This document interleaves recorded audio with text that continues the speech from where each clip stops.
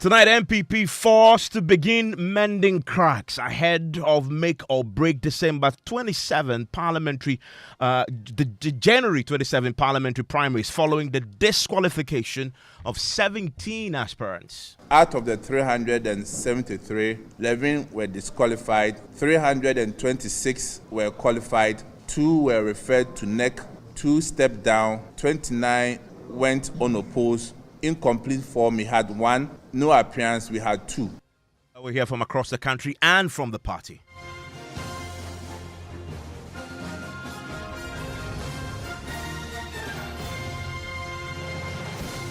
And Top Story is always brought to you by Vodafone. And tonight, the New Patriotic Party has been forced to begin mending cracks ahead of its make or break 27th January parliamentary primaries across the country. In fact, last night, we learned from the party that 17 aspirants, parliamentary aspirants, have been disqualified. We'll go through the breakdown for you pretty shortly. But first, listen to the General Secretary of the party, Justin Kodia-Frimpong.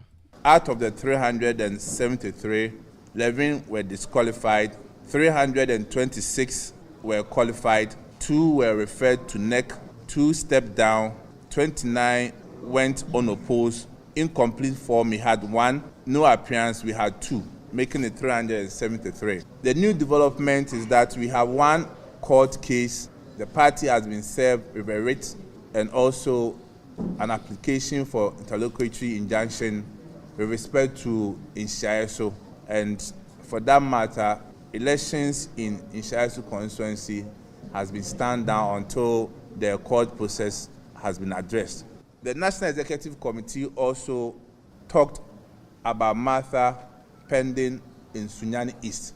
As you may recall, the High Court annulled the album of Sunyani East constituency. So today, upon several deliberations by the National Executive Committee and in our attempt to ensure peace and stability in Sunyani East constituency, the National Executive Committee has directed that the constituency album that existed in 2018, which has the polling station executives, is the album that we are going to use in this current dispensation.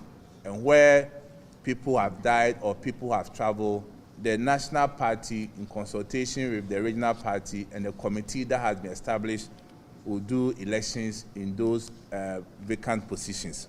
Again, the National Executive Committee shall appoint people to act as acting electoral area coordinators and acting constituency executive to further notice.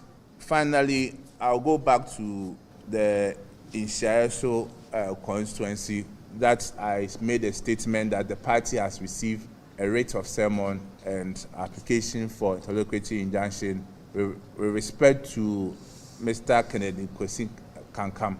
And the party legal team will respond accordingly in due course.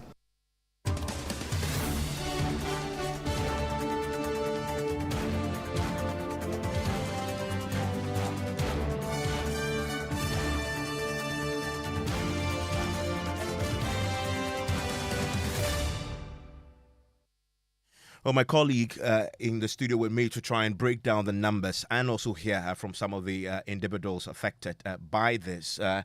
With me is James Abaji and also Brace, Kojo Brace with the political desk is also with me on this. James, yes. Let's break this down a bit more because the party says 11 disqualified. But of course, if you look at the total picture, it comes down to 17. Let's break that down. So the 11 we heard from the party general secretary in that audio was actually referring to they had appeals committee at the regional levels across the country. And so the numbers they have received from the appeals committee across the country before the ones that came to the National Appeals Committee was actually 11 from across the country. Then the National Appeals Committee took decision on some 6 which were added to the 11 that came from the various regions, giving a total of 17. Now, when you look at the press release that they have given out yesterday after that press conference at the back of the National Council meeting, we have 17 persons who have been disqualified in all. Then 3 also stepped down at the end of the day, then we have 33 people going into the elections unopposed, sitting MPs going into the elections unopposed, and then one person have been dragged to court. That is Kankam in the in Shaisu constituency. Kennedy Kwesi Kankam. Exactly, leading to an injunction put on the election in that particular constituency. And so when you look at the numbers, a total of 376 actually picked the nomination. Now, when you take the 17 that have been disqualified and then the 3 that stepped down and one person who is in court now, if you take that 21 out of the 376, you have a total of 355 aspirants that has been qualified in that list that have been released. But only 373, short of 2 persons, would appear on the ballot papers on January 27. That is because in the Inshaisu constituency, where the court injunction have been placed on the election, there are 2 other candidates in addition to Kennedy Kankam who were supposed to go into that election.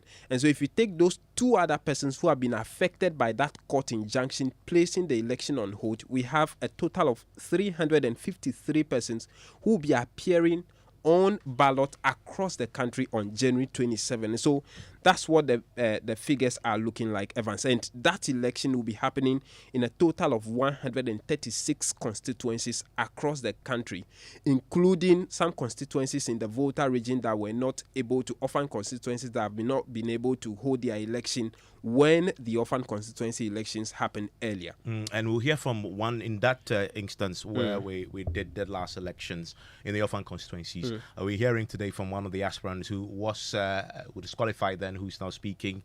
She's quit the party, going independent. We'll talk about that pretty separately. I want to bring in Kwesi, my colleague Brace into the conversation. Brace, one of the key areas ahead of yesterday's National Executive Committee meeting was Adansi Asokwa, because the executives there had come together, sent a petition to the party asking for some of the aspirants who were challenging Katie Hammond, the trade minister, to be disqualified. Katie Hammond subsequently himself also took his own petition there, referencing the petition by the constituency executives. As we know, the party disregarded the petitions from the Adansi Asokwa and cleared all of the other individuals to go against Katie Hammond, who, as we know now, is hanging on by a thread. Tell us about that story, because that is one of the areas to watch, considering the decision the party is taking. So we have 14 executive members who put up this petition.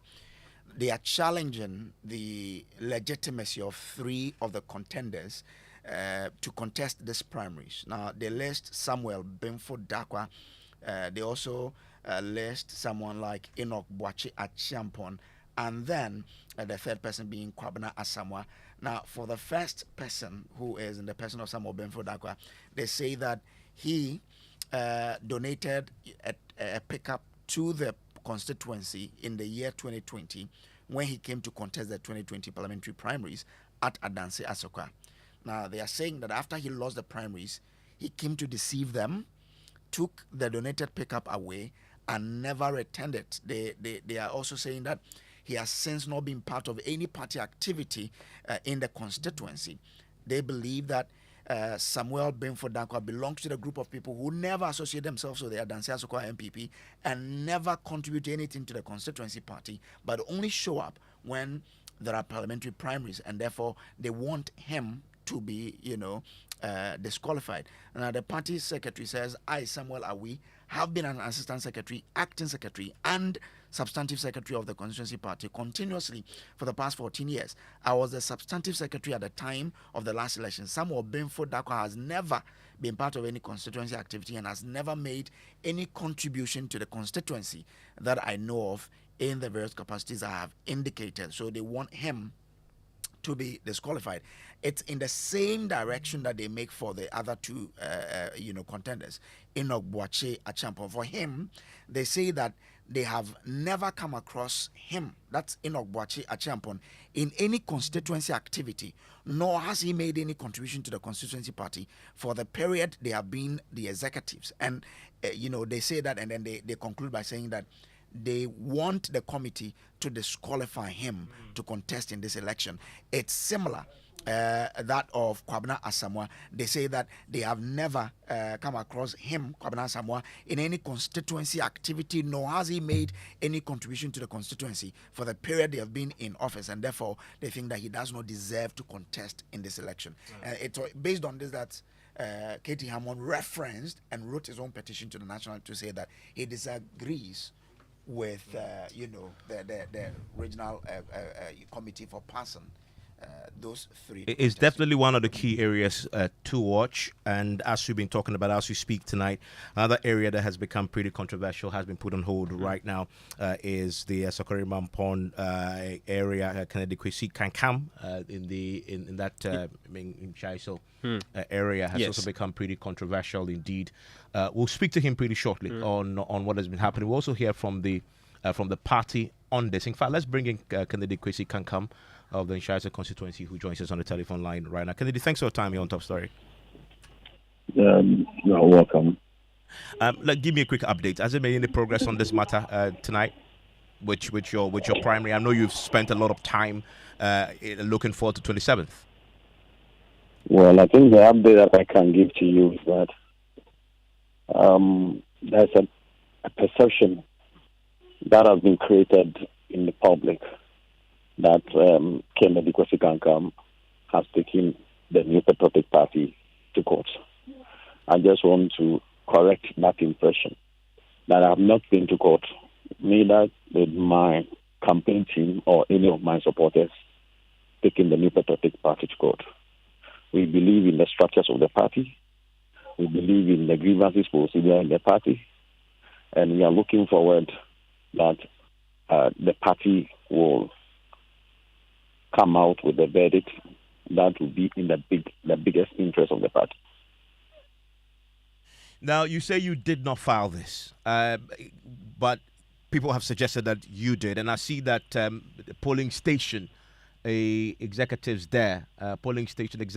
filed this particular suit to stop yourself from contesting. The issues that they've put forward, though, have you had an opportunity to engage on the ground to understand why these issues had come up? Honestly speaking, I haven't got hold of the sermons. I have not been served by anybody, by any court. So it will be out of order for me to start talking about something that I don't have first-hand information on. They filed a suit asking for you to be restrained, and yet you still haven't received nothing. You haven't received anything on this. As I'm talking to you, I have not been served by any courts on the land.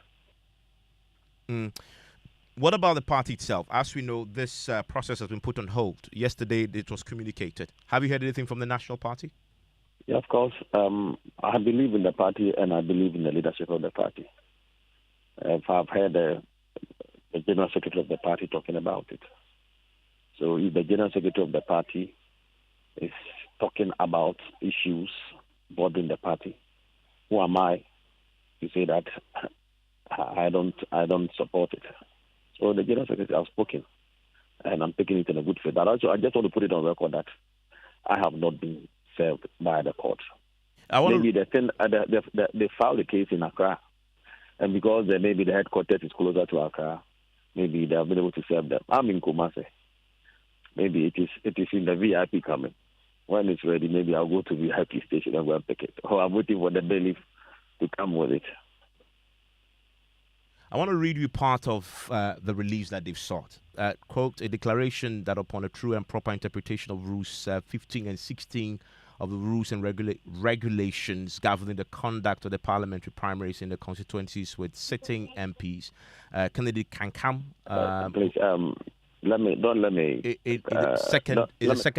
Second defendant by virtue of his current position as the municipal chief executive of Asokore Mampon Municipal Assembly area was not eligible to pick nomination forms to contest in the MPP's first defendant's parliamentary primaries in the Nshaisa constituency. Yes, thank you very much for reading that portion of the suit. The fact of the matter is that my attention has been drawn to it, that a suit has been served by somebody and there are some relief that he's seeking for. And upon advice from my legal officers, I think it will be good for me to speak about this thing on air.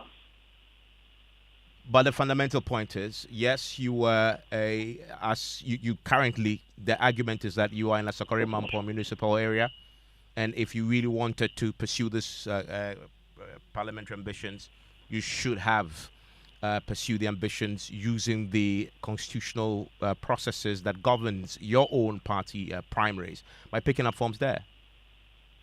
I think the interpretation of this lies with the National Executive Committee and now the court that the person is seeking the interpretation. So let the National Executive Committee and the court speak. Then at the end of the day, after that, we can run commentary about it. I don't want to jump the gun for me to be caught by contempt police. Thank you very much there. That is the, as you heard him say, is something that he's looking forward to defending himself. But it's a very interesting matter that has been raised. And as we speak, the party has taken a decision to put that particular primary on hold. Also joining me for a conversation right now is Kwabena Ado Amankwa. He's an aspirant in the Nshare South constituency who has been disqualified. Joins us on Zoom right now. Mr. Amankwa, thanks for your time here on Top Story. Okay, we lost him on the Zoom. We'll try and get him back. We'll also be speaking to the party's Deputy General Secretary as they attempt now to mend the defences that has been erupted, the challenges that had emerged on the back of the disqualifications that we've had from the party. 17 in all. The party is proceeding with the primaries, as you know, on next week Saturday. They are very interesting individuals who are coming up in this particular contest. If you can trust that here in the election quarters, will bring you all the specific details. And yesterday, James Aveji, at the party's meeting, it appeared to be very, very cordial. Almost everybody else was there. You get a sense that people were consulted before the decisions were made. If you read the statement and you listen to the party, it appears that they've done broad consultations on this before we saw the announcement. Exactly, Evans, especially when you have former party executives, including the former party chairman, Freddie Blair, and the former party general secretary, John Boydu, all attending this meeting to take this decision. You'd have the understanding that has been the issue. A lot broad consultation between both the current executives and the former executives, including cabinet ministers. You saw the roads minister, the communications minister, and other ministers, including the chief of staff herself. All of those big wigs in this meeting. And so for me, the presence of former party executives gives me the understanding that there's been so much consultation broader beyond the current executives before some of these decisions have been taken, and how long it took the meeting to arrive at all of this gives that indication. And one other area that was pretty controversial prior to yesterday when we had the party put out that communication was Ayawaso West Wagon, where Lydia Hassan is now going to go unopposed. And the announcement had now come through that the main challenger has been disqualified. He's issued a statement tonight. Yeah, exactly. Samuel Owusu Amankwa. Now, he says that in the spirit of unity and commitment to the ideals of the new patriotic party, he wishes to express his profound gratitude to the party's National Executive Committee for their decision regarding the upcoming parliamentary elections in Ayawaso West Wagon. Now, he says, quote, "While I am naturally disappointed by the ruling, I wholeheartedly respect the democratic process and the collective will of our party. I extend my sincere appreciation to all delegates and supporters who dedicated their time and energy to our cause over the past few months. As the adage goes, quote, we live to fight another day. In this moment of reflection, I am steadfast in my dedication to the MPP and our shared vision for the future. I am prepared to contribute in any capacity deemed fit by the party with the overarching goal of securing victory in Ayawaso West Wogon and breaking the 8 in the upcoming 2024 elections. Yeah. Okay, so for him, he is fine, Very fine. with what has happened, of course, but Exactly. he fundamentally disagrees with the party's position on the matter. If you go back to the elections that were held before this, elections that we're going to be covering quite extensively on Saturday. Yeah.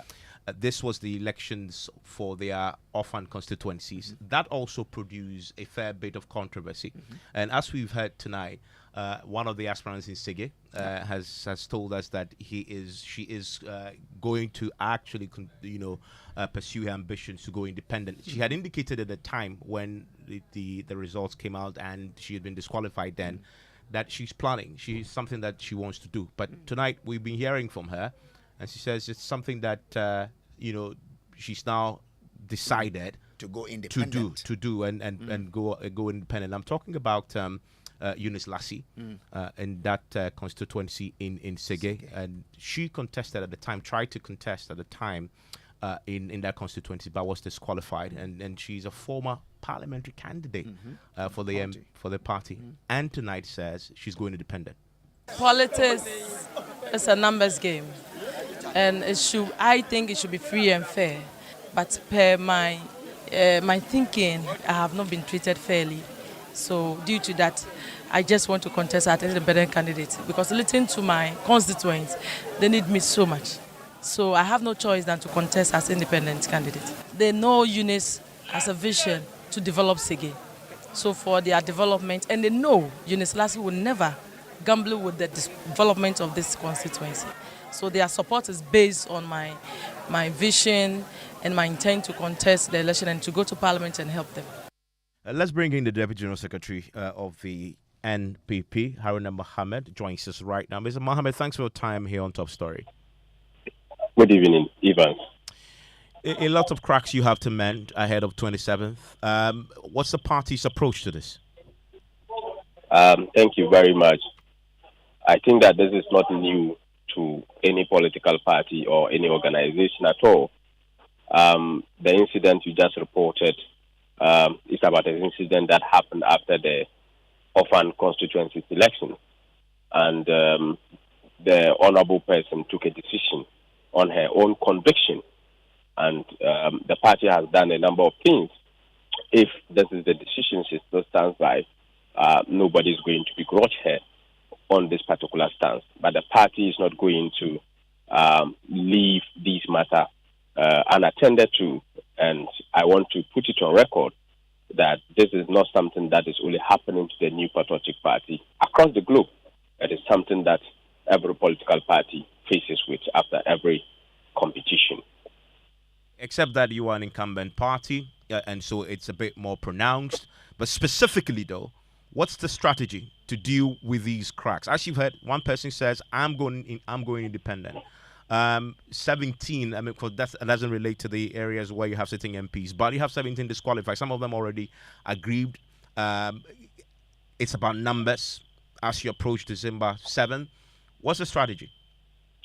I think what has happened, and I think that we desire to move forward to concentrate more on where we have sitting members of parliament. And I would not be discussing what has happened in the orphan constituencies because we have set an agenda and strategy for where the sitting members of parliament are. The party in its own works would take cue from what is happening and make sure that we take certain decisions and strategies to be able to address that, which nevertheless will not be a public discussion as to what strategy we are going to use for in terms of addressing those issues.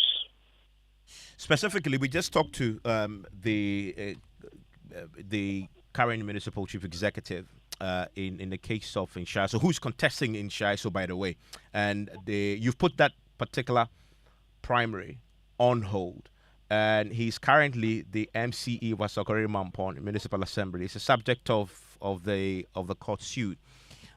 It says he still hasn't been served at all. The party he's spoken to the party. He's waiting to be served in the matter. Purely the suspension of the process down to the suit that has been filed? Yes, I can confirm officially that a service was given to the party. The party is part of the suit, including the Member of Parliament, the Municipal Chief Executive that we have mentioned. And the party being a law-abiding party, we have taken cue from what has been filed and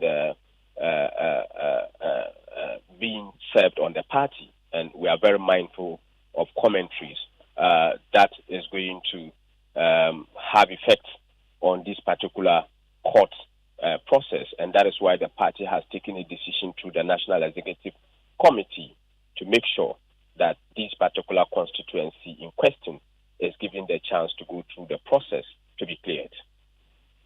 I hear you say this the suspension of the process there may be indefinite pending the outcome of the court. I can authoritatively say so. We are in court. We have been served with a court process. Our lawyers will respond to the sermon, and I believe that the party will take it up from there. Based on the outcome from court, that will determine whatever thing that is going to happen in Nishasu constituency. I mean, one of the accusations that have come up is that the party, in some cases that you disqualified individuals, is deliberately trying to protect some aspirants, many of them either prominent members of parliament or serving ministers. They raised the case of Bimbala, for example, where the defense minister is now going on the post. His opponent has now been disqualified. How do you respond to that charge? I am happy that you are saying that one of the allegations or perception of people at the discussion of the National Executive Committee, disqualification of members from the strands of reports that came to before the National Executive Committee was the vetting reports and the appeals committee's report.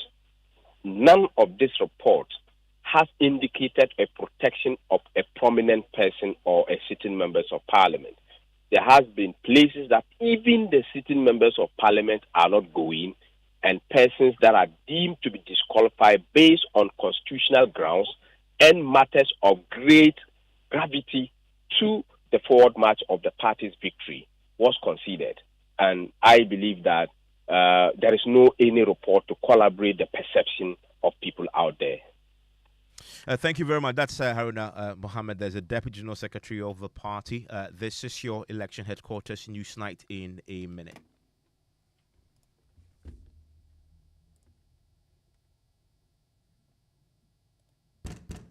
Brother Bernard.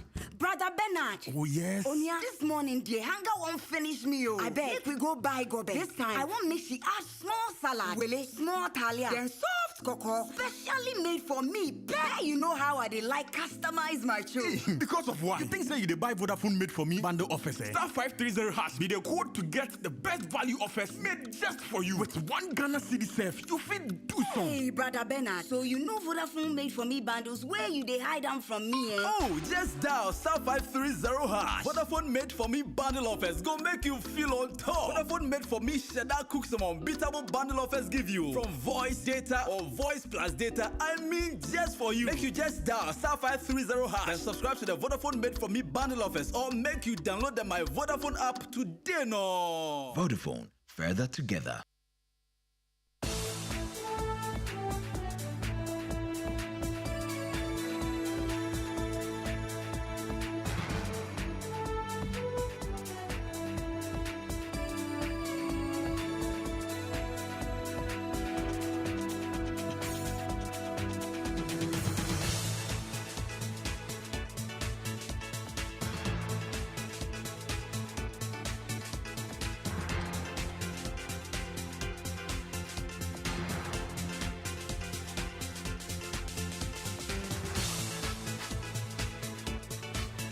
Good evening and welcome to Newsnight. In the next 60 minutes, academic activities on hold, budget approvals also on free students graduating from public universities across the country to face difficulties retrieving their school certificates as industrial action by Senior Staff Association on various campuses withdraw their services nationwide.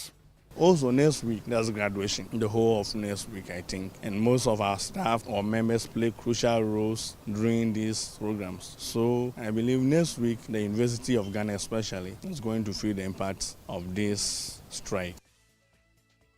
We'll get to hear from the striking teachers who say they will only resume work after government settles all outstanding conditions of service. It will then mean that you have to call off the strike. When it gets to that point, will you call off the strike? Will you call off? No, we will not call off the strike until all these things are finalized.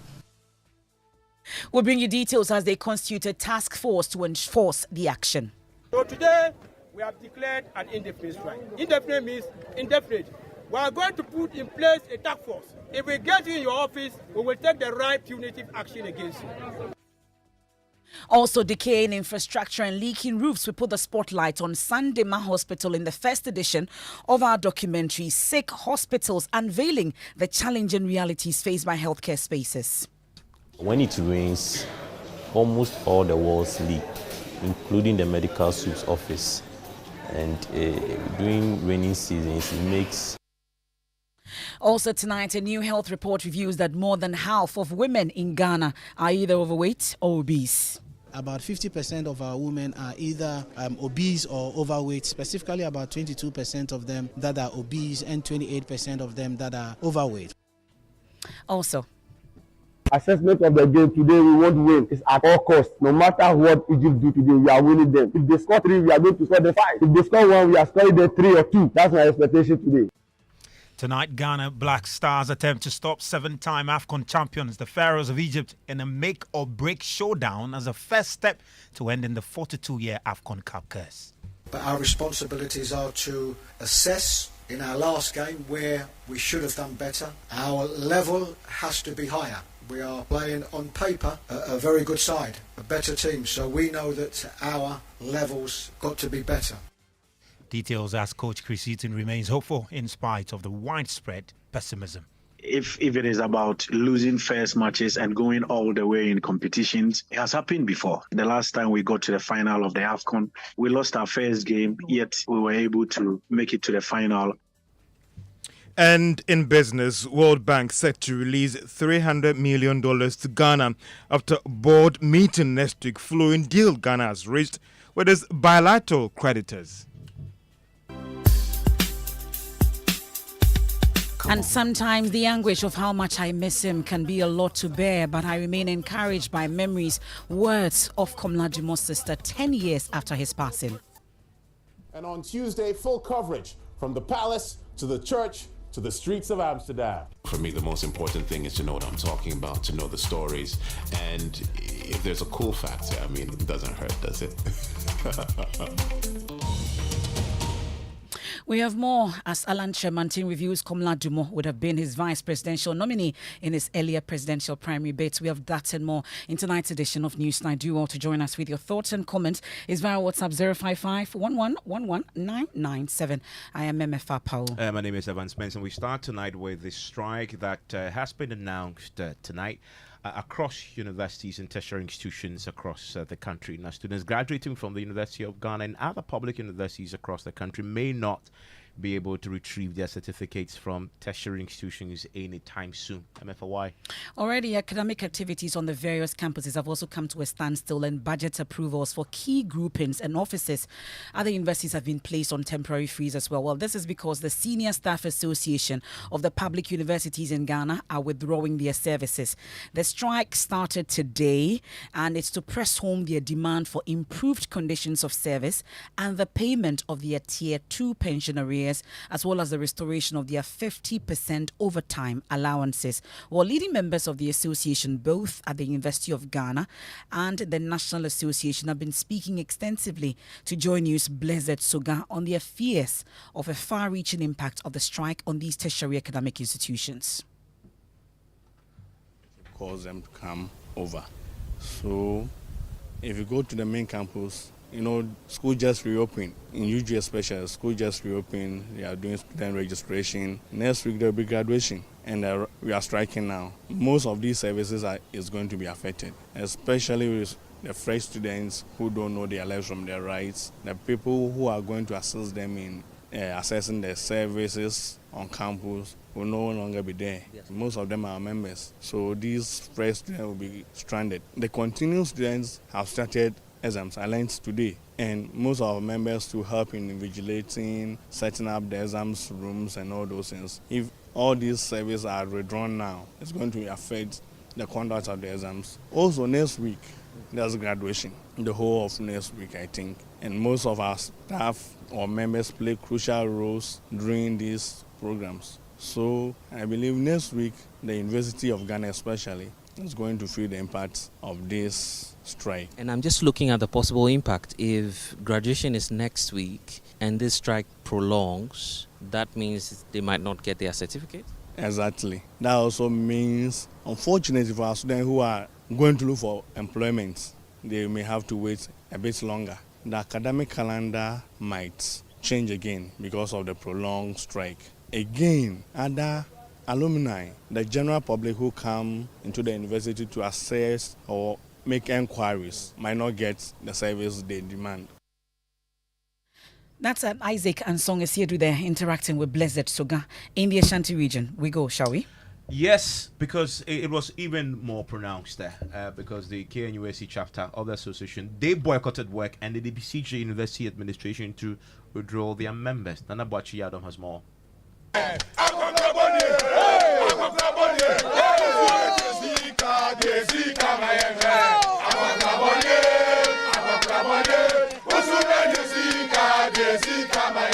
So the Senior Staff Association KNUST chapter have begun their first day of protest against government's decision to scrap their 50% basic allowance, which they have been taking over time.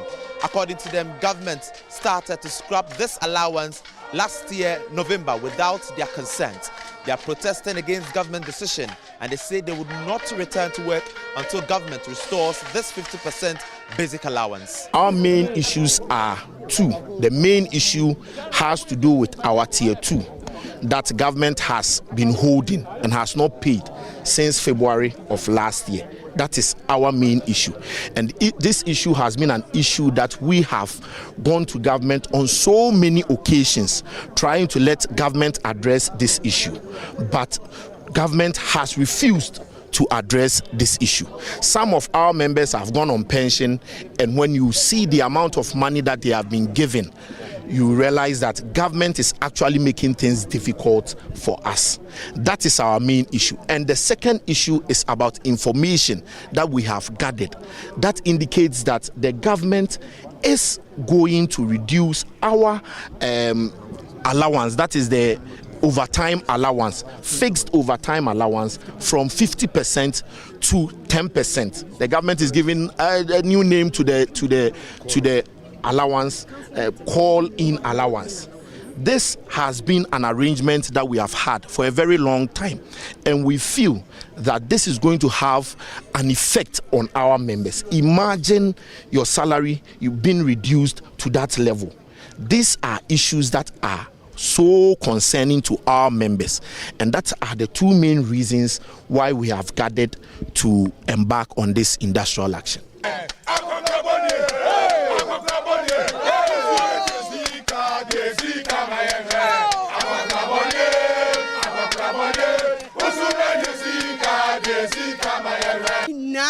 Akufado ye nyina ye MP before na election year pa no ye say ye di bro nya wie ye manko school adwuma ye wo ha say ye ba night me say election year ye betu etia papa we rough do ade ye really fit me say or restore allowance ni my kwa me say ye betu etia no do aye ye papa it is say opesa ye ni yakunu ye ma ye ni dien opem so be hye ye ni na mo and as I said, the abandoned creators are Santamai, one pay and put to a back. Nanakufano, you bet to it here rough. My is that any government that comes, if you are not increasing our pay, what we are already on, you are not supposed to take it out. And now you have not increased our pay, you are taking what we are already enjoying, which is very bad.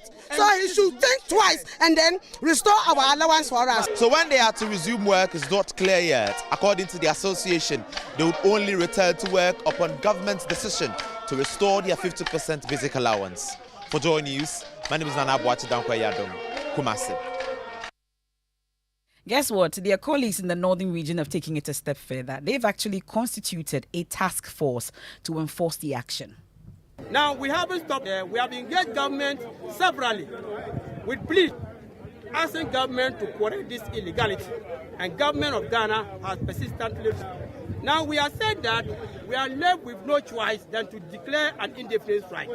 We all know what indefinite strike means. We've stated that until all the concerns raised in the press release are addressed, we are not coming back to work. Sure. We know it is counterproductive, but we are saying that government of Ghana should be held responsible for all the suffering that will arise as a result of this strike. It's unfortunate that we have indicated that this is the time that the academic and administrative work is in full year. But government should have looked at that as listen to us and solve the problem. The government failed to do that, putting the poor students of this country into trouble. Because now we are packing back and baggage. So if government of Ghana is serious about the tertiary educational activities in Ghana, government should listen to us within the shortest possible time. But if government of Ghana thinks that tertiary education is not a priority to it, then fine, we are fine with it. The people of Ghana, we are all watching, saying that senior staff is not responsible. The government of Ghana is responsible for all the suffering of our staff and the students. That's exactly what. So today, we have declared an indefinite strike. Indefinite means indefinite. We are going to put in place a task force. If we get you in your office, we will take the right punitive action against you. And for bottom line, students will suffer. Already, they're beginning to feel the pinch. Listen to some of them who talk to us. This strike is really going to affect us a lot since our lectures are very important when it comes to our academics. That's mainly our purpose here. And then as of now, academic year has started and we are just roaming around as students.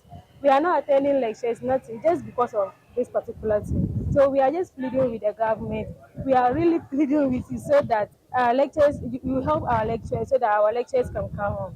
And then as of now, freshers just came, they are just roaming around and here and there, they don't know what they are supposed to do just because of this particular issue. So we are really pleading with the government to make this easy for our lectures so that lectures can begin and every activities can run on smoothly. Thank you. After COVID, the academic calendar was distorted. So coming into this year, 2024, we're expecting that if all things being equal, we are going to have the academic calendar back to normal. And here is the case, Senior Staff Association. You can see behind me, we are doing freshers registration. We started last week. And then right after they leave here, they have to go to their various departments to make verification. You go to there. And if you are not verified officially, you are not a student. If you are not verified officially, you are not counted as a student. Let me put it that way. Yeah, so since they've gone on strike, it's going to affect studies because after verification, that is when you can proceed to class. But then here is the case, you can't even go and verify. Aside that, we as SRC, we need to get our budget approved to make sure the students, we welcome the freshers and then they feel comfortable on campus. Before the budgets are approved, it goes through processes. It has to go to administration, go to budget office, all those offices. Currently, the offices are on hold, so we can't process our budgets. Basically, this strike would negatively affect us simply because we just came from home and just 2 weeks after we just started lectures are on strike.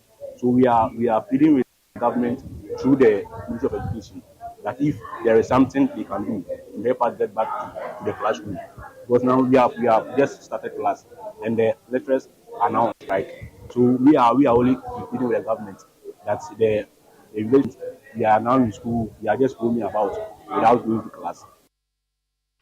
Well, Evans, let's engage all sides in this particular matter, starting with the National Labour Commission. Thankfully, the Executive Secretary of the Commission, Officer Samoa, joins us on the line. We are grateful for your time here on Newsnight. I'm guessing that this particular action by the Senior Staff Association of Public Universities is legal?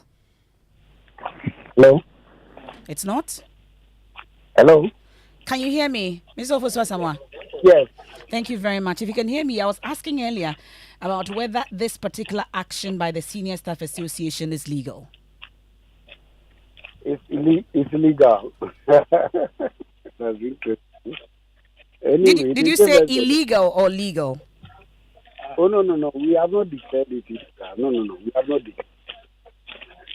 We have not said so. They gave us due notice. and we wrote to the Fair Wages and Salaries Commission in respect of their allowances, and then we wrote to the ministry in respect of their pensions, inviting them NPRA. Unfortunately, Fair Wages has responded, and the meeting was scheduled for today. And the senior staff association are saying that we had a meeting of the national leadership, which was scheduled for today earlier on. So having clashed with today's invitation, they are praying that the commission will adjourn the proceedings to 24th. And that's the letter they got. So it's been adjourned to 24th for them to appear. Well, it's surprising that at this time they've been allowed to go on strike while negotiations continue. And also, from that letter or notification they gave you, they are asking that we pay all contributions from March to December, 3% interest from what they told us, according to the Pensions Act.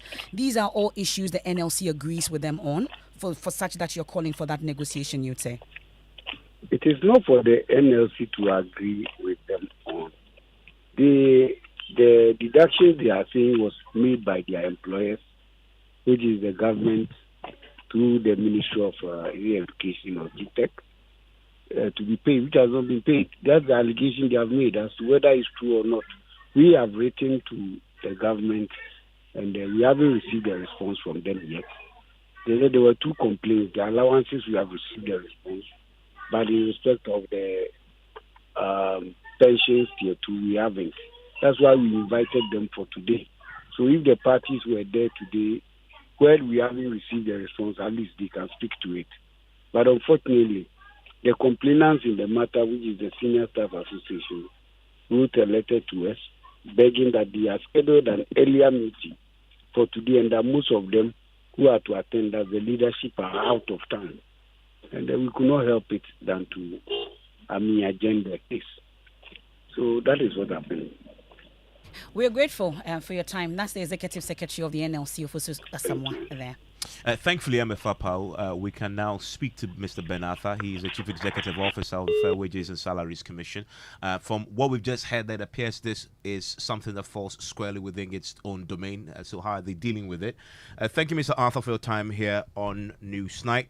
So, from what we've just heard, the workers say this has come before you. The petitions has been sent. It's been pretty slow. What do you say to the decision they've taken tonight? We've just heard from NLC, and it's pretty rare, MFA, actually, to hear the NLC say that this is legal. Mm-hmm. They've actually given us notice. It's clear, is it not, that something horribly has gone wrong, and the workers had a legitimate basis to proceed with this action. You agree? Hello, your line is a bit faint. If you could. Mr. Arthur, can you hear me? Yes, I can hear you. Yeah, the Fair Wages and Salaries Commission, this was something that was on your table. Why did you allow it to get to this point where we've seen the national strike? Hello. Yes, can you hear me, Mr. Arthur? Yes, I can hear you, but your voice is a bit faint. Let's try again. The issues were on your table. True or false? Which issues were on my table? The issues relating to the senior staff of the tertiary institutions. We don't with pensions. So how do you then draw the conclusion that the issues were on our table? The allowances. What was the case? Well, the workers, and as we just heard there from the NLC itself, that the Fair Wages and Salaries Commission was supposed to mediate in this process to resolve the grievances that they put forward, including the allowances. Well, let me give your listeners. Senior staff served a notice. They served a notice that they wanted to go on strike. So a petition was sent to National Labour Commission. And then our attention was drawn that these were their grievances. So we responded by, in fact, the initial complaint was that a number of the investors, they mentioned particularly, I think, Kitco's investor and one other investor, that they were not complying with the agreement. It is not a nationwide issue for anybody to say that we are going on a nationwide strike, unless it's for some other gain. So we wrote back to the respective institutions that they should respect the agreement. And that was way back last year. So there's nothing like issues have stayed on our table all this while. And then National Labour Commission wrote to us to give them some explanations, which we have responded. The meeting was called for today, only to hear that they were going on strike instead of responding to the National Labour Commission, call. But if you behave like this, it becomes very problematic. How do we govern? If the neutral empire, the one introducing the intervention, National Labour Commission calls us, and you decide that you will not show up, you want to do your own thing, it is like holding all of us to ransom. So we have duly responded to the issue that we're expecting that we will all make ourselves available. But unfortunately, they decided to take another course of action. Then GTEC also wrote to ask for explanation as to how the overtime should be applied, which we have responded long time. So there's nothing like the issues are on our table. Mr. Arthur, however, you say that last year you wrote to the institutions in question and asked them to comply.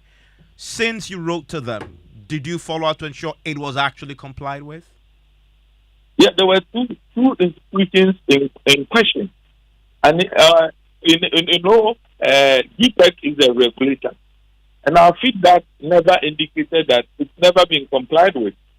In fact, when SSAH served the notice that they want to go on strike, they never cited overtime allowance as any of the issues. They cited the non-payment of their Tier 2.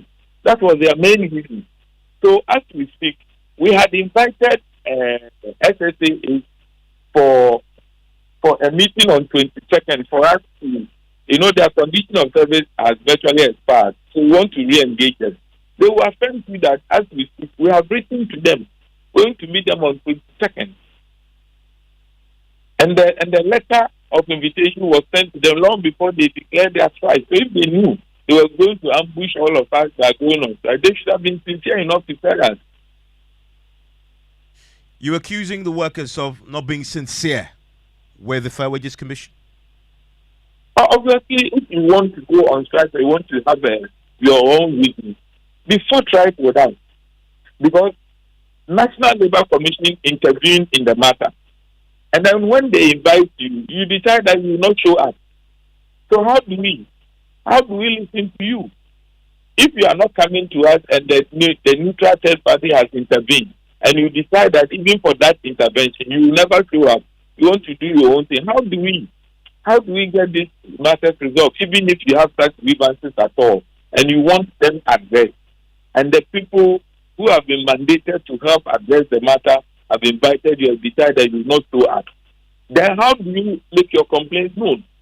What is the essence of a strike? Is it not to draw attention to the matter for it to be resolved?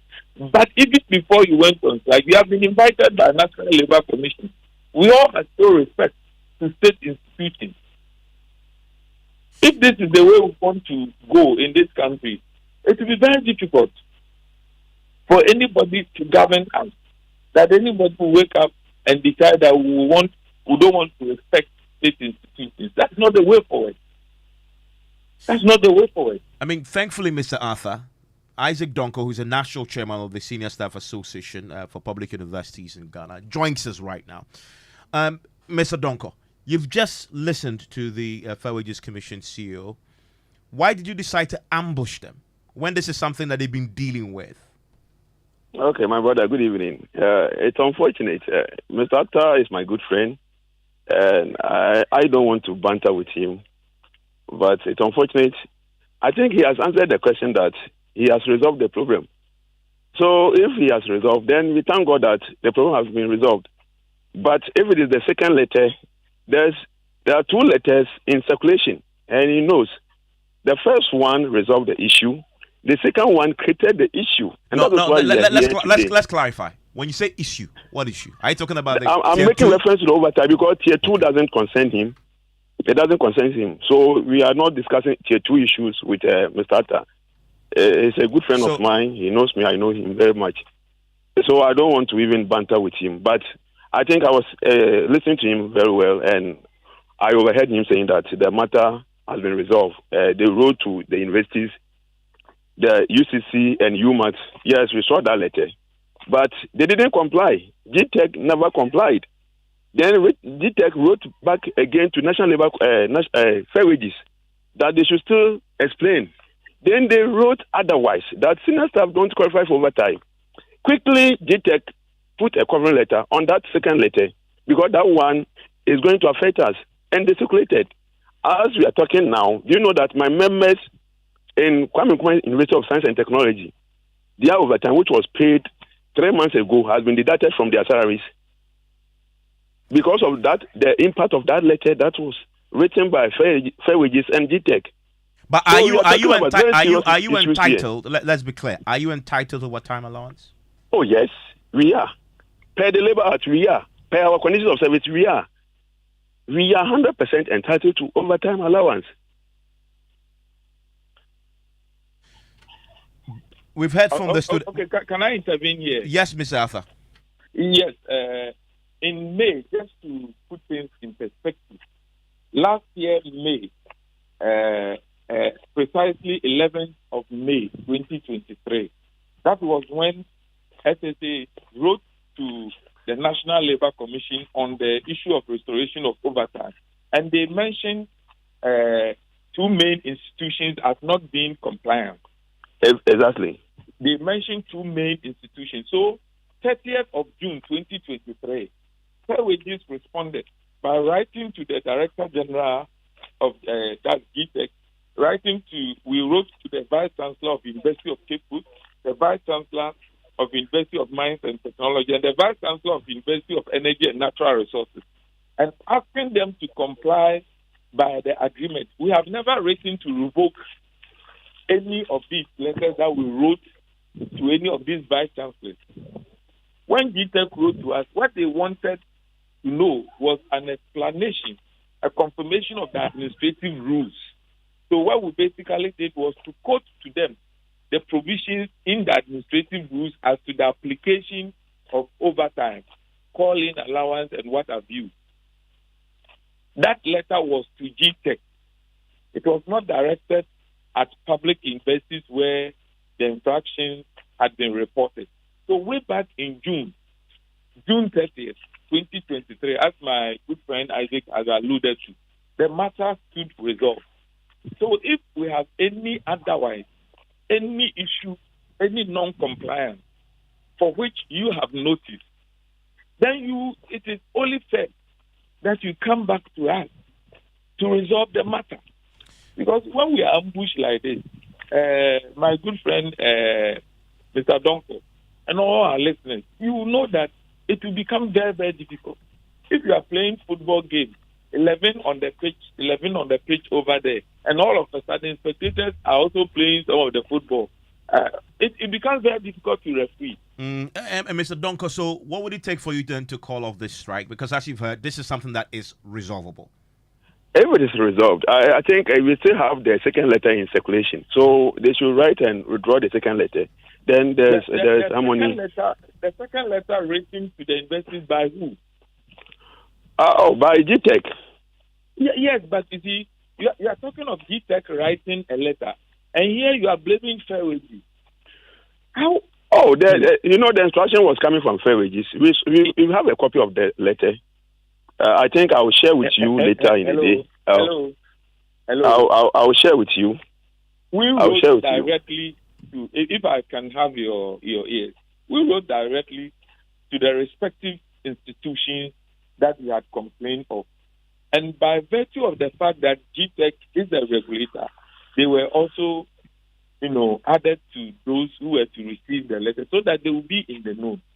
In our explanatory letter to GTEC, we never revoked the fact that you are entitled to overtime allowance. In fact, we have signed agreement with you entitling you to the overtime.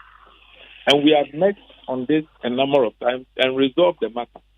So when you are going to complain of your tier 2 and you add overtime issues that have been resolved, that becomes very difficult. If there has been a counter instruction from your regulator, or if the instruction is such that you don't understand or you think its application makes anybody worse off, it is a matter for us to judge and handle, which I encourage you and your constituents.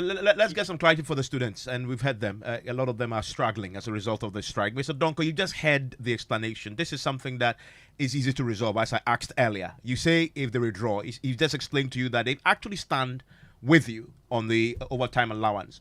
Will the strike end tomorrow? Oh, I think we are gradually getting somewhere. And once my good friend has spoken, we are taking it in good faith. I think we have to also get the tier 2 people to also intervene. Then we are good to go. Westata is my very good friend, very good friend. Well, in the interests of the students who are really at the heart of this conversation, you sound like you now have clarity. Can't you suspend the strike whilst you pursue the other leg of the conversation? That is not anything difficult to do. Exactly. So will you do it tomorrow? It is not difficult. It's not nothing difficult. Will this happen tomorrow? It's nothing difficult. Yes, but if it's not difficult, will it happen tomorrow? Come again. If it's not difficult, will it happen tomorrow morning? I can't assure you on the phone, but it's nothing difficult. I'll have a one-on-one discussion with Mr. Atta.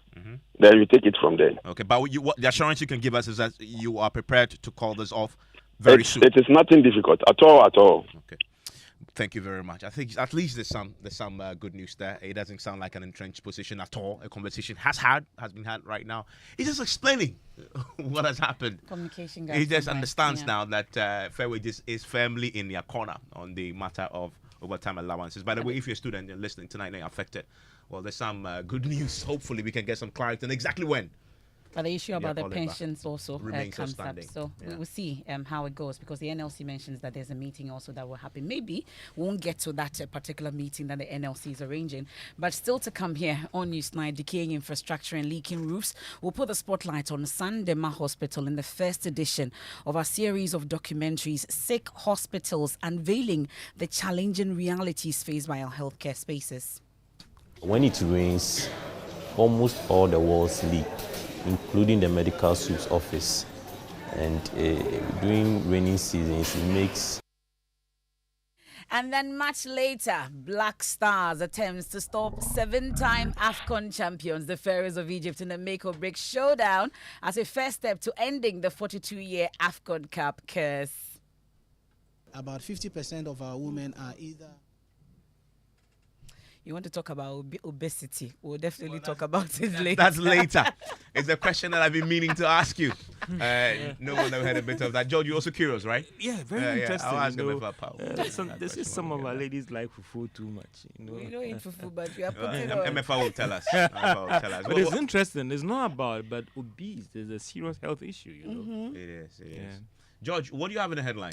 Well, Evans, coming up, World Bank set to release $300 million to Ghana after board meeting next week, following deal that Ghana has reached with its bilateral creditors, and Evans preparing to pay at least 21% more for some goods and services in coming days after the Ghana Revenue Authority announced January 1, 2024 as the implementation date for the 7 amendment taxes. The business news on Newsnight is brought to you by MTN Business. Welcome to the new world of business. Kingdom Books and Stationery, Synthesis Tanks, and Pepsodent Charcoal and Herbal.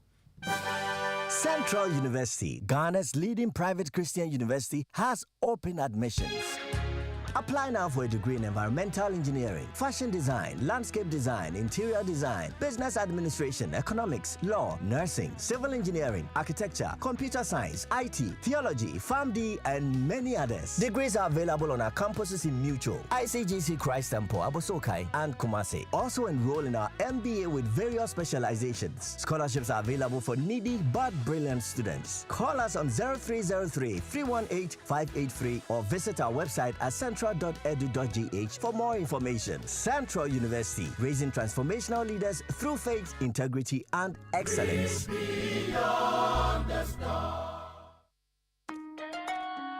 Son, we are so proud of you for setting up this hospital. I really love those hospital beds and waiting chairs. By the way, did you import them? No, Dad, I didn't. I actually got them from Kindle Books and Stationery right here in Ghana. Wow. We also bought our office supplies, safes, executive desks and chairs from Kingdom, and they gave us expert advice on how to set up our office. Guys, that makes 3 of us. I also got our sofa and bedroom sets, plus our dining hall furniture for our new home from Kingdom. Wow, Mom, that makes 4 of us. I usually get my stationery items from Kingdom, and my teacher also mentioned that our classroom furniture was provided by Kingdom. So there you have it. Whenever you're thinking about setting up an office or acquiring furniture for your home, etc., Kingdom Books and Stationery should be your first point of call. With over 40 years experience in the industry, we stock and supply a wide variety of globally sourced office and home furniture, stationery and equipment. Visit our head office, Osu Akwaje, or our office near the Osu Stadium. We're also in Tema Community 1, opposite Olam SHS, Kumasi KNUST campus, UCC Cape Coast, and now at the Marina Mall, Airport City. Or call us 0302 764101, 764209, or 762792. Visit our website www.kingdomgh.com.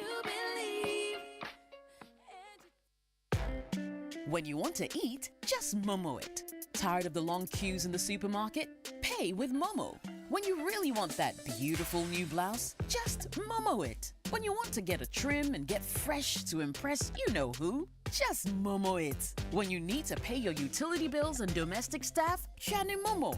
When you want to send love to the family back home, send some Momo. Join the millions of MTN Momo users all over Ghana and live life the brighter way. So just Momo it. MTN.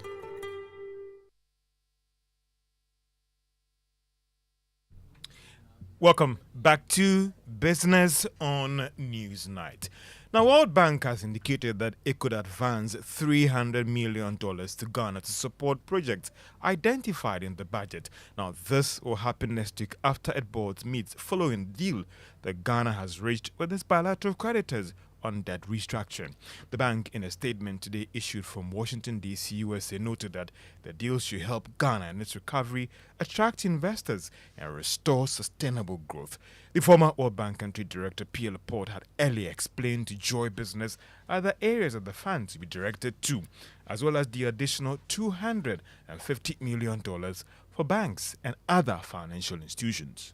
It's basically cash going into your consolidated fund, and then, of course, the program spending is there in line with budget that's been approved by Parliament. There were other initiatives that was also planned coming on. One can talk about the Financial Stability Fund as well. Is that also going to come? Yes, we are close with that. We believe that if by January, February latest, it should come. And that is also separate from the budget support, right? Yeah, this is not a budget support. This will not, unlike the budget, this will not go in government's pool of funds. It will go in a special fund that will only serve to go to finance banks' needs for capital adequacy. And that is the former World Bank country director for Ghana, Pierre Laporte. We're prepared to pay more for some goods and services in the coming days. Now, this was after the Ghana Revenue Authority announced that from January 1, 2024, that is the implementation date for the 7th tax amendment that was signed into law by the President on December 29, 2023. Now, one of the services that will be affected badly is the motor insurance premiums that will certainly go up by at least 30%. Abeku Jan Kwanzaa is a tax partner at accounting and auditing firm PricewaterhouseCoopers. He's been giving us some details on other areas that could also be affected. We are expecting that VAT would not apply on domestic air travel. VAT would not apply on postage stamps. VAT would not apply on some imported books. So to answer your question, it is not just non-life insurance. Under this IMF program that we are under, there are a number of things that government ought to do, including demonstrating that we can raise the needed revenue to deal with our debt situation. Abeku Jan Kwanzaa is a tax partner at PricewaterhouseCoopers, speaking about the impact of these taxes and other areas. Meanwhile, tax consultant Francis Timoboy is raising issues about the timing of these taxes, insisting it will put a lot of pressure on businesses. If you look at the implementation date, GRA is saying that implementation date should be 1st January. My brother, nothing could happen on 1st January. 1st January, nobody, no business could go and amend their system to start collecting taxes for the government on 1st. So it's practically impossible. What we see is that GRA will just go after these businesses because they have no choice and just allow them to, pay the taxes. More so, you've issued a notice on the 17th and you are saying that the tax takes effect on 1st January. The problem is not from GRA. The problem is from Parliament. And we've been calling on them that anytime you are bringing a tax law, fiscal legislation, make sure that you put in place a date for implementation and not just assume. In 2018, when we severed the VAT from the GET fund and then here, the same problem was created.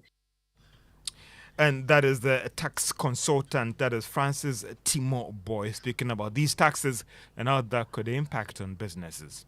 Now, transport operators are expected to open fresh negotiations with government tomorrow over possible increase in fares. Now, this was after it agreed to freeze the implementation of the 20% hikes in fares from Monday. The increase was based on the cost of spare parts and some new taxes that are expected to take off from this month. Godfrey Abobure is the General Secretary of the Ghana Private Road Transport Union. He says they are always worried about the painful decision of increase in fares.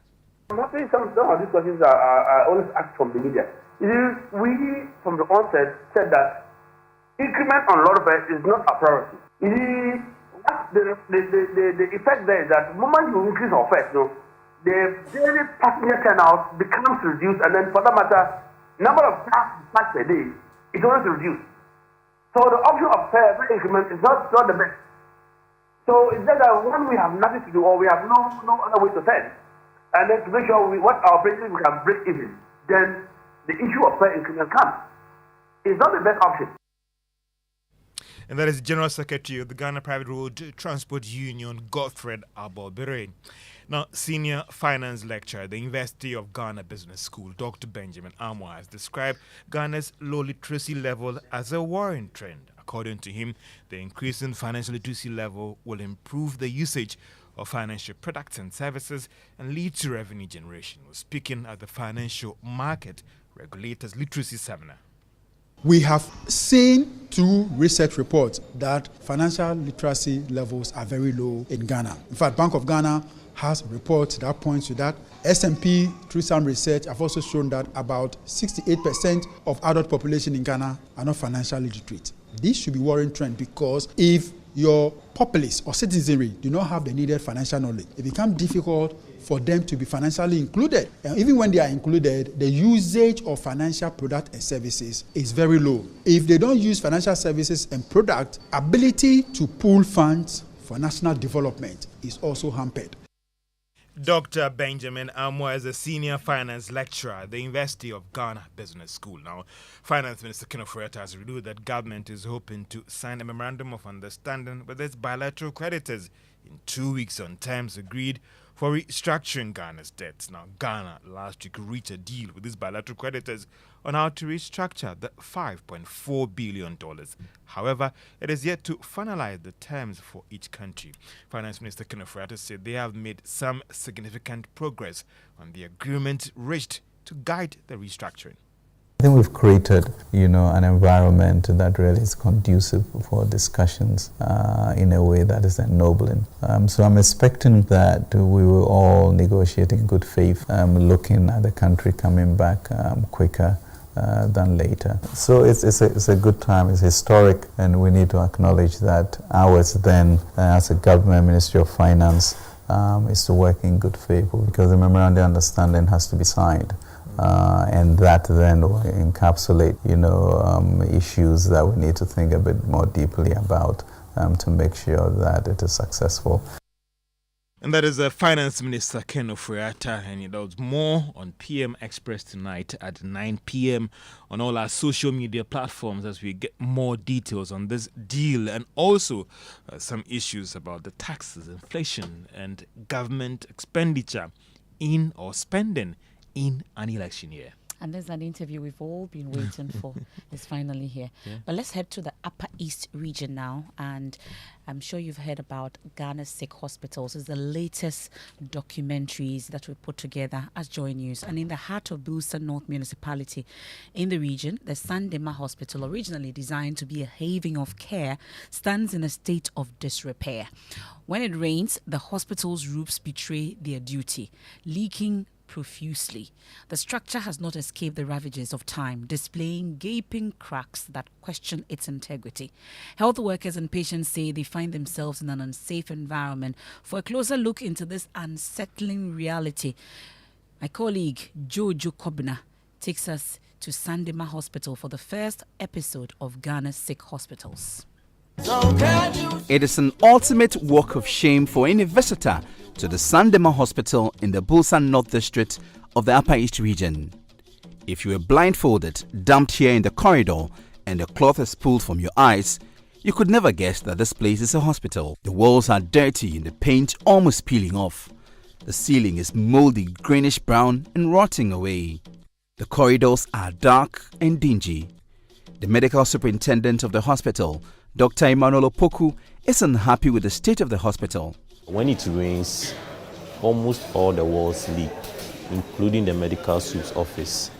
And during rainy seasons, it makes seeing patients very difficult because sometimes you need to get to a safe place to cater for the patient. And we'll be grateful if we could get help. A substantial and alarming crack traverses the length of the wall, extending from floor to ceiling. So this was formerly used as a dispensary, but because of the nature of the cracks, they have to move to the other side.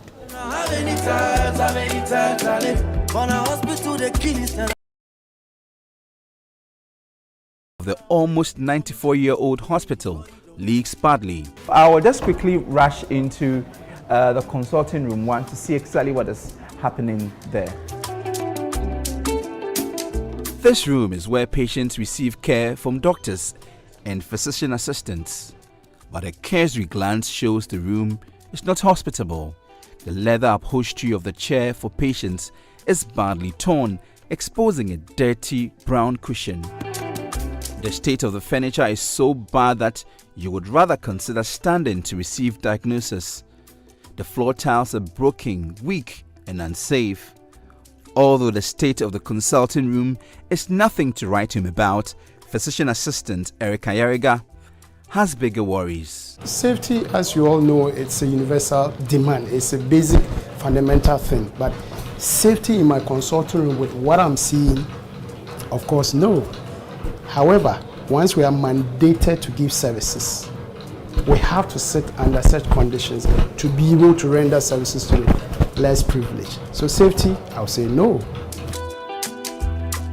Mary is nearing 70 and a native of Sandema. She witnessed the hospital lose its luster over the years. She's passionate about the children's ward, which has also deteriorated.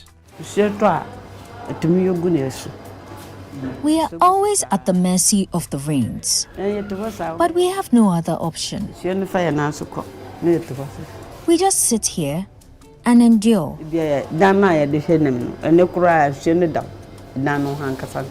The children's ward is in a terrible state. Whenever we visit the hospital, we return home sick from the mosquito bites. Please help us get this facility renovated. A lot of people frequent this hospital. It is a critical facility here in Sandema.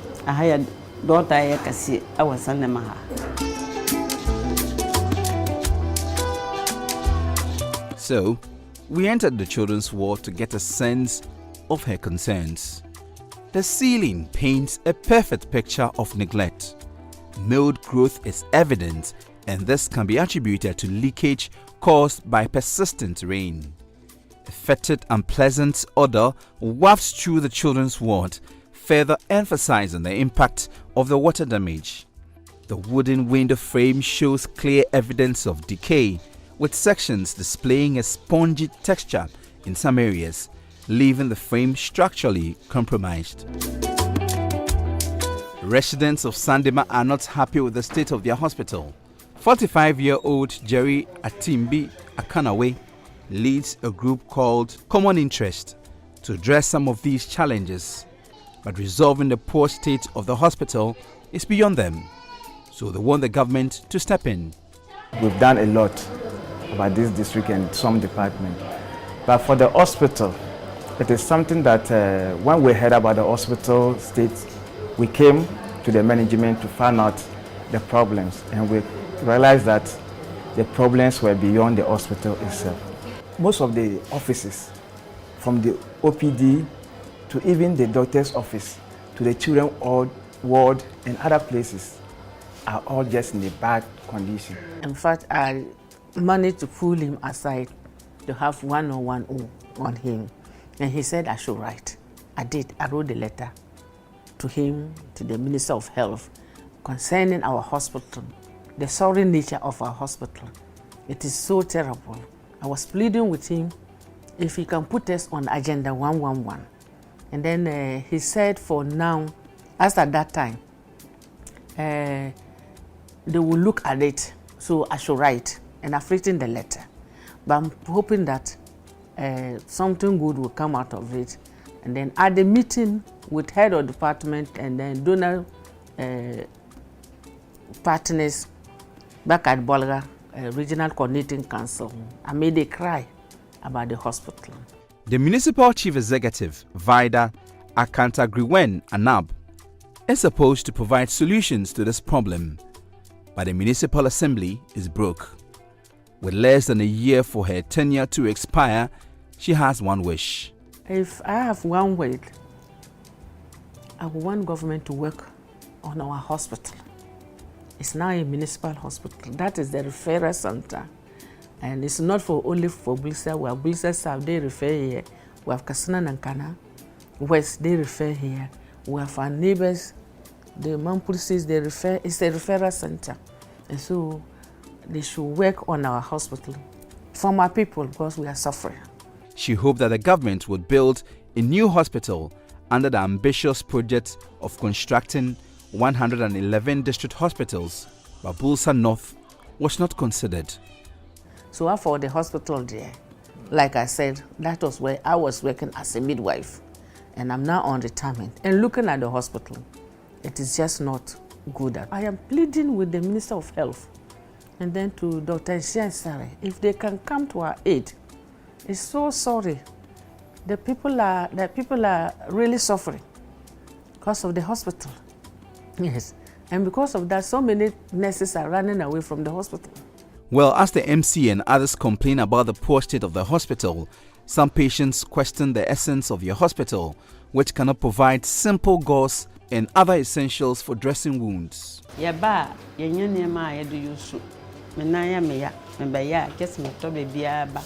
The hospital has no medical supplies for dressing wounds. I am compelled to purchase my own gauze, cotton, and bandages before I visit the hospital.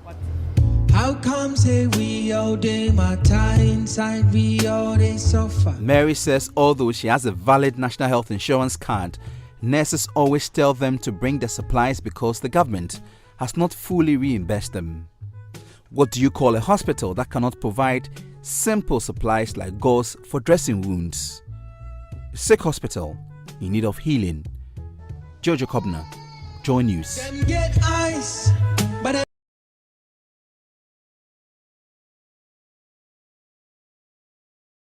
Sick Hospitals, first episode.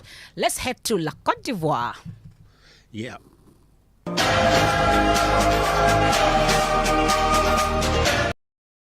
And tonight, Ghana Black Stars, Emefa, they are definitely looking forward to winning that game against Egypt, and they are also assuring that they will shine. Now, not only that, their brightness will blind the Pharaohs of Egypt as they take them on in the second group stage match in the ongoing AFCON in La Côte d'Ivoire. In spite of the widespread pessimism against the Black Stars because of recent performances and loss against the Blue Sharks of Cape Verde in the opening game last Sunday, the team remains hopeful of convincing performance to restore confidence in the Star of Africa. Here is Coach Chris Hutton. What we know we're up against a very good, experienced team that, of course, are used to doing very well in this competition. But our responsibilities are to assess in our last game where we should have done better, the areas that we should have done better, and to make sure that we can improve going into the next game. Our level has to be higher. We are playing on paper, a very good side, a better team. So we know that our levels got to be better. Well, the Communication Director of the Ghana Football Association, Harry Asante-Chum, has also been speaking, and he is hoping that we can leverage on the experience of 2015, where despite Ghana losing their first game in the group stage, went on all the way to the finals. If it is about losing first matches and going all the way in competitions, it has happened before. You know, the last time we got to the final of the AFCON, we lost our first game, yet we were able to make it to the final. The senior players in the team who have that experience have been sharing it with some of the new players. Remember, Jordan was in that team, Richard Ofori was in that team, Andre Ayew was in that team. And so they've got loads of experience. And anytime there is an opportunity, they try to share that story with the young lads. Communications Director of the Ghana Football Association. Well, my colleague Muftau Nabila is in Ivory Coast. Muftau, what can you report? Any hint on who is likely to start for the Black Stars at 8 p.m.? So we have Richard Ofori in post. There's a place for Dennis Odoi, Mohamed Saleh, Alexander Jiku. So the same back five that started against Cape Verde, they have been given an opportunity to start once again. In midfield, Abdul Salih Samed comes in place of Baba Idrisu, but there's also a place for Iñaki Williams, who starts as well in this game. Jordan Ayew, Mohamed Kudus, he's in there as well. Then there's also a place for Antoine Semenyo. So these are the men who have been called up by Chris Hutton in this tie against Egypt later tonight. With Dana Bila over there. And for that's it for sports. Nigeria is leading 1-0 against Ivory Coast. So some party has been spoiled in Abidjan. We're taking down the Pharaohs later tonight. And it's been 10 years since he passed on. I'm talking about Komla Dumo, whose indelible mark on the field of journalism continues to resonate. Well, renowned for his exemplary work at Joy FM and later at the BBC, Komla Dumo's legacy remains alive, inspiring a generation of storytellers and leaving an enduring impact on the world of news and reporting. And today he's been trending and with the hashtag Komla Dumo Memories. But listen to him at one of his biggest presentations on TEDx. So, point number 2, when in doubt, ask an Africa expert. This is one of my favorite ones. Who really is an Africa expert? How would you feel if you're watching me on telly one morning and, good morning, my name is Komla Dumo, you're watching BBC News. Coming up this morning, we're going to have the latest from Syria, where the rebels are on the offensive, conflict in Egypt, etc., etc. And we are going to speak to an expert on haggis, that Scottish dish that everyone loves, and how it affects cholesterol. So we get to the haggis interview, and I said, yes, and so, research has shown that haggis tastes great, but it may affect your blood pressure, etc., etc. Let's turn now to our haggis expert at University of Makerere. Yeah, and Komla Dumo had that infectious smile himself, but also made all of us laugh. That was his ability to just tell the story, but make it very accessible to everybody. I want to bring in her sister into the conversation right now, who Mayana Trevor joins us on the line right now. Mayana, great to talk to you and Happy New Year. Thank you, Evans. Happy New Year to you too. And we remember Komla Dumo today. For you, what's your fondest? There's so many different memories, I guess, and before I even get into that, I just want to take the opportunity to say thank you to Multimedia, to the family he started with, and to everybody who has been so kind and so generous in today sharing their memories. I guess, I've had memories from our childhood, the mischief that the two of us used to get into when we were very young. But more recently, just reflecting on the things that he did at work and the things that we discussed about the extraordinary career he was building. And I guess for me, there was a visit that I made to the UK, and I had the opportunity to watch him from behind the scenes,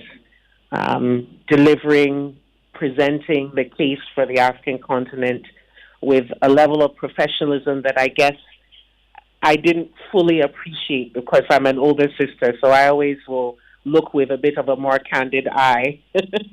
But I remember that visit, and I remember how profoundly proud I was of just how much excitement there was around the craft and the skill and the expertise with which he delivered the African story. And I guess that memory of that visit to the UK and just the kindness of all the people he worked with, similar to the experiences that we have whenever we come by the studios of Joy FM and the rest of the multimedia family. I guess those memories will stay with me forever, certainly. And what activities should we look forward to remember him on this 10th anniversary? Well, I know we're going to continue to share with family, friends, and of course the broader public some of the things that he wrote about. There are a couple of plans the family has with obviously the BBC and a couple of other people who really want to take the opportunity to celebrate his legacy. So we'll be sharing that as we progress into the rest of the year. But we're quite excited that his legacy lives on, and we have the privilege to be able to share it with everyone. Thank you very much, Marina. And we continue to remember Komla Afeke Dumo. May he continue to rest strong and rest free. And that's how we wrap up today's edition of News Now. Alan Kudjo Chairmanting has been sharing his fondest memories also. He mentions that Komla would have been his vice presidential nominee in one of his earlier presidential primary bids. And there's more when you log on to myjoyonline.com. I am Emefa Apawu. I am